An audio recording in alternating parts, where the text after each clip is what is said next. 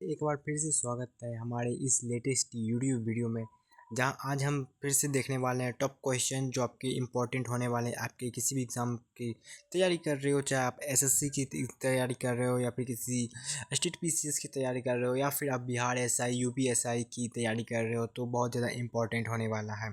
चलिए शुरू करते हैं। और ये क्वेश्चन हमारा पॉलिटिक्स होने वाला है, तो पॉलिटी का सेगमेंट आपका कितना मजबूत है उसे चेक करने का टाइम आ गया है। चलो शुरू करते हैं इस लेटेस्ट वीडियो को।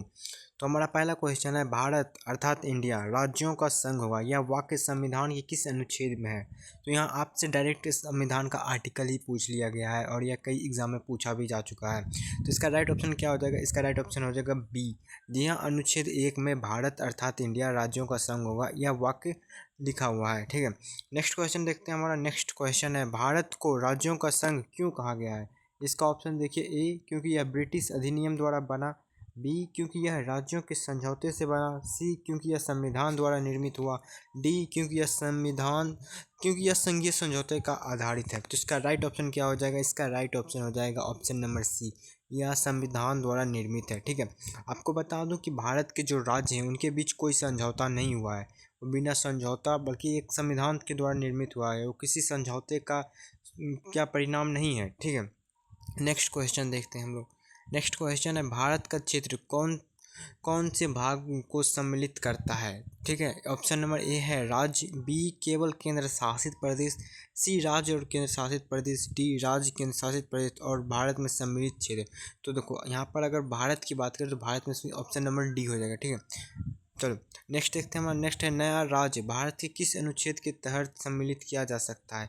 इसका ऑप्शन बताना है आपको। ठीक है, कि नया राज्य जो है भारत में किस अनुच्छेद के तहत सम्मिलित किया जाता है, यानी कि मान लो कि भारत सरकार या भारत किसी दूसरे क्षेत्र को अपने में सम्मिलित करना चाहता है, किसी दूसरे देश के टेरिटरी को। ठीक है, तो वह कौन से अनुच्छेद होगा? अनुच्छेद 2 के तहत। ठीक है, नेक्स्ट क्वेश्चन देखते हैं। हमारा नेक्स्ट क्वेश्चन पाँचवा क्या कह रहा है, सांसद किस अनुच्छेद के अंतर्गत राज्य की सीमा में परिवर्तन कर सकती है? सांसद किस अनुच्छेद के अंतर्गत राज्य की सीमा में परिवर्तन कर सकती है? तो इसका राइट ऑप्शन हो जाएगा ऑप्शन नंबर सी, अनुच्छेद 3 के तहत संसद को यह अधिकार प्रदान है कि वह किसी भी राज्य की सीमा को बढ़ा घटा सकता है या उसके नाम में परिवर्तन कर सकता है। ठीक है, नेक्स्ट क्वेश्चन हम देखते हैं।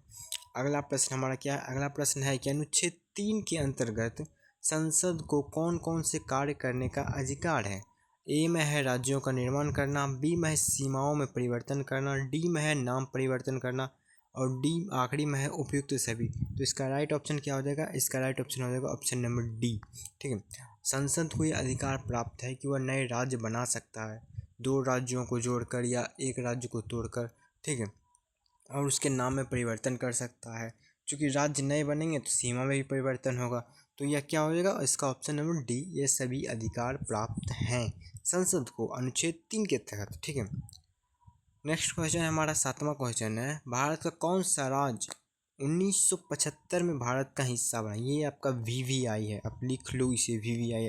ठीक है, इसका ऑप्शन नंबर कौन हो जाएगा? इसका ऑप्शन नंबर हो जाएगा सी, सिक्किम। सिक्किम जो है 1975 में भारत का हिस्सा बनता है। इससे पहले सिक्किम एक देश हुआ करता था, लेकिन 1975 में इसका विलय भारत में करा दिया गया। ठीक है, नेक्स्ट क्वेश्चन देखते हैं। भारत में सबसे सबसे हाल ही में बना राज्य कौन सा है? यानी कि भारत का सबसे नया राज्य कौन सा बना है? ऑप्शन ए है झारखंड, बी छत्तीसगढ़, सी उत्तराखंड, डी तेलंगाना। इसका राइट ऑप्शन हो जाएगा डी, तेलंगाना। कब बना था? ये 2014 में बना था। झारखंड कब बना था? ये 2000 में बना था। ठीक है, नेक्स्ट क्वेश्चन देखते हैं हम लोग। नेक्स्ट क्वेश्चन है, अनुच्छेद 3 के अनुसार संसद को विधायक पारित करने से पहले किससे राय लेनी होती है? इसका राइट ऑप्शन क्या हो जाएगा? आप कमेंट में बताओ, हम वैसे बता देते हैं। इसका राइट ऑप्शन क्या हो जाएगा? इसका राइट ऑप्शन हो जाएगा बी, राष्ट्रपति। ठीक, यानी कि अनुच्छेद 3 के तहत अगर कोई भी कार्य कर रहा है संसद, तो उससे पहले आपको राष्ट्रपति से परमिशन लेना पड़ेगा, राष्ट्रपति की अनुमति लेना पड़ेगा, उसके बाद ही आप कुछ कर सकते हो। क्यों? क्योंकि आपको पता है कि राष्ट्रपति हमारे देश के सर्वोच्च नागरिक होते हैं, प्रथम व्यक्ति होते हैं। तो ऐसे में आप प्रथम व्यक्ति को बिना सूचित किए कोई कार्य नहीं कर सकते, तो राष्ट्रपति की अनुमति लेना यहाँ पर जरूरी बन जाता है, राय लेना पड़ेगा आपको।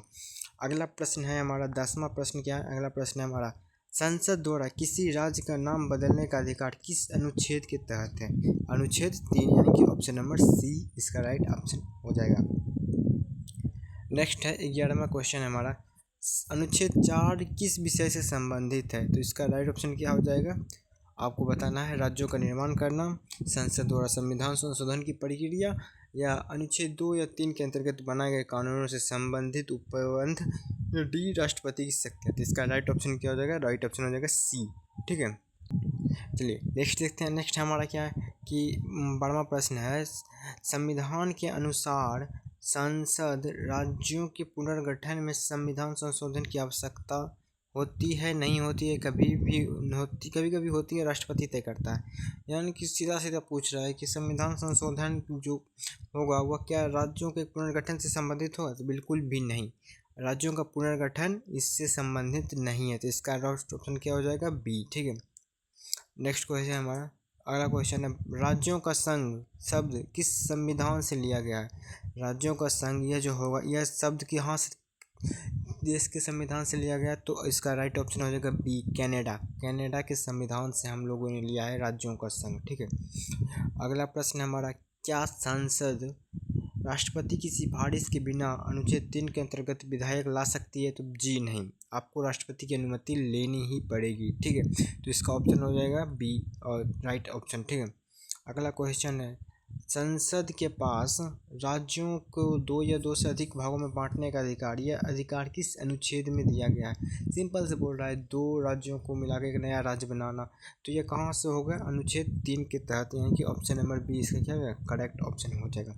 चलिए नेक्स्ट क्वेश्चन देखते हैं हम लोग। नेक्स्ट क्वेश्चन हमारा 16वां प्रश्न है, किस अनुच्छेद में भारत के संघीय स्वरूप की व्याख्या की गई? तो इसका राइट ऑप्शन क्या हो जाएगा? राइट ऑप्शन हो जाएगा ए, अनुच्छेद 1 में भारत के संघीय स्वरूप की व्याख्या की गई है।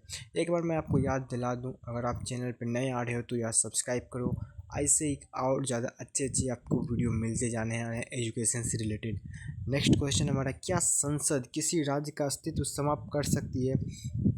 और इसका ऑप्शन देखिए, हाँ, अनुच्छेद 3 के अंतर्गत, बी नहीं, केवल राष्ट्रपति की अनुमति से, जनमत संग्रह के बाद। तो इसका राइट ऑप्शन क्या होगा? ये आप कमेंट बॉक्स में लिखो। ठीक है, मैं आपके लिए होमवर्क एक छोड़ देता हूँ। अगला प्रश्न हमारा, भारत का संघीय स्वरूप कैसा है? कठोर है, लचीला है, द्वैध संघ है, असंवैधानिक संघ है? इसका राइट ऑप्शन क्या हो जाएगा? संघीय स्वरूप क्या है? द्वैध संघ है। ठीक है, अगला क्वेश्चन हमारा, जम्मू कश्मीर का राज्य का दर्जा किस वर्ष समाप्त हुआ? ठीक है, जम्मू कश्मीर को कब हम इंडिया में मिला के, यानी कि 370 कब हटा था? ये 2019 में। ठीक है, अगला प्रश्न हमारा, अगला प्रश्न क्या है, संसद किस बहुमत से अनुच्छेद 3 के तहत विधायक पारित करती है? तो इसका हो जाएगा आपको साधारण बहुमत, ऑप्शन नंबर सी इसका राइट ऑप्शन हो जाएगा। संसद में आपको पता है कि किसी भी कानून बनने के लिए क्या करता है, पहले लोकसभा में पेश किया जाता है, फिर पास करके राज्यसभा भेजा जाता है, राज्यसभा से पास करके राष्ट्रपति का साइन होता है, तो फाइनली वह चीज़ कानून बन जाता है। तो आई होप आपको वीडियो पसंद आया होगा, तो प्लीज़ एक बार फिर से बोल रहा हूँ, सब्सक्राइब करो और दोस्तों में ज़रूर शेयर करो।